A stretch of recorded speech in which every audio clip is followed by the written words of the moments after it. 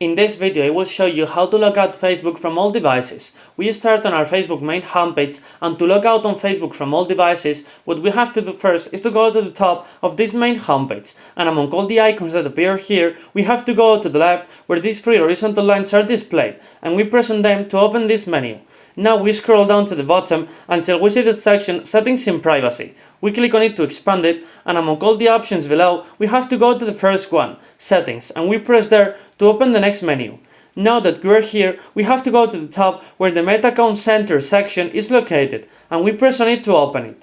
After that, in the Account Center page, we have to go to the section Account Settings, and now among all the options that appear, we have to go to the top, Password and Security, and we enter on that option.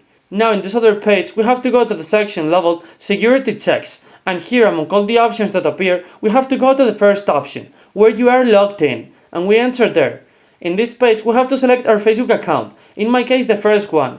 And now in this other page, we have to scroll down until we see the section Selected Device to log out, and we click on that text. Now here, we have to go to the top right where it says Select All. And now at the bottom we press on Logout to log out of all our devices, and that's everything.